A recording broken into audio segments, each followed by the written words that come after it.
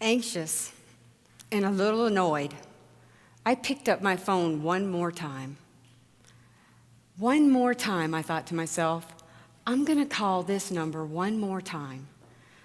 And if I get that busy signal again, that's it. I'm done. I'm not calling back today. I dialed the number and slowly lifted the phone to my ear. It only took a few seconds, and then I heard it. It was ringing. I looked at my watch. 4:29. It figures. They're probably already gone for the day. I waited a few more seconds, and finally, I heard it. Mississippi Department of Transportation, what can I do for you? It was a voice, a real live voice. Not exactly the most friendly voice in the world, but she was there, and she asked how she could help me. I started to speak. Yes, ma'am. My name is Lisa Spradley, and my daughter Elena received a letter from the Mississippi Department of Transportation last Friday, and not real sure what I need to do with it. Well, what does the letter say, ma'am? Well, the letter tells Elena that she was involved in a car accident on February 8th, and that at that time, she failed to show proof of insurance. Because she did, her license is being suspended, and if she's caught driving with a suspended license, it's a misdemeanor, and she'll be fined. Well, what's your question, ma'am? My question is this. My daughter, Elena, died in that car accident, ma'am. She was actually pronounced dead at the scene by a Mississippi Highway patrolman. So again, I'm not real sure what you want me to do with this letter. Well, ma'am, you're going to have to send us a copy of that death certificate. I am?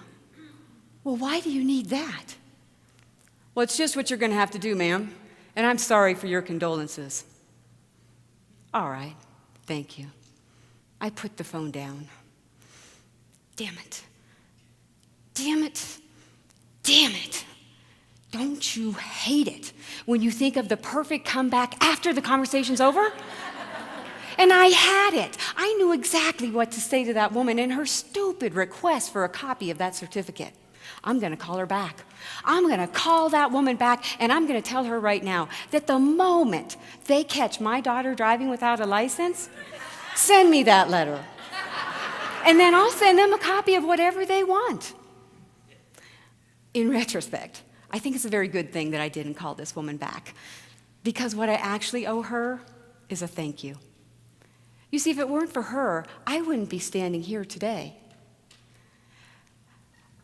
I owe her a thank you because she gave me something that I didn't even know I was missing: my purpose.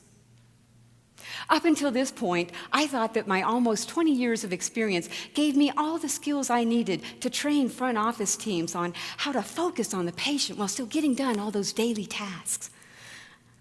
I naively thought that I was going to be the next Linda Miles, Lois Banta, and Judy Kay all rolled into one. And then the unthinkable happened. And in an instant, my life was forever changed. And because of that change, I had a phone call with the Mississippi Department of Transportation. And as a result, I found my purpose. Now, our purpose isn't something that's always easy to find. And as I've already told you, I didn't even know I was missing. I mean, I always knew I wanted to do better, to be better, but I wasn't looking for my purpose. And even if I was, it was always just out of grasp. I could never quite reach it. That was until I had a phone call with a woman at the Mississippi Department of Transportation. Realistically, what I needed from her, she probably couldn't give me. I needed someone to empathize with me. I needed her to agree with me that that stupid letter should have never been sent. And more than anything else, I needed someone not just to hear me out, but to really listen to my story. And suddenly, it all made perfect sense. That's all any of us really want, right? Is to someone to listen to us, to care enough, to pay attention. And finally, I knew it. My mission to help teams learn the communication skills necessary to engage fit perfectly with my newfound purpose. a firm belief that we all have a story. What we need is someone to share that story with. You know, it's true, we all have a story. And I believe that there is no story that's better or worse than another. But I also believe that our stories are the ones that matter most. And when we feel like no one is listening to us, we get angry and maybe a little hurt. And we think of great one-liners that we wish we would have said. But in the end, we simply end up never speaking to or doing business with these people or businesses again. And all because they wouldn't take the time to listen to us. They couldn't spare a few moments of their precious time for us. Too focused on what they were going to say or what task was left to be done. Too worried about what's next and not at all concerned with what's now. So how do we fix this? Can we fix this? Of course we can. And it all starts with you. You can make the change. You can start taking advantage of the now by first leaning in and listening without distraction to the stories being shared. Engage in the conversations and empathize with the situation.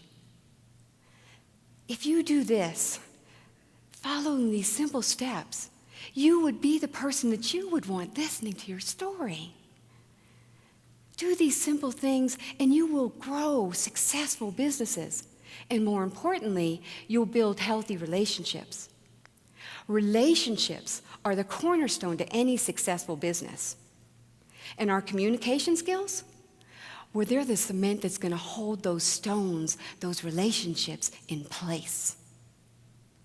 Right now, in this room, there are hundreds of stories waiting to be shared. Are you listening? How will you start focusing in the now and start listening to those stories? Thank you.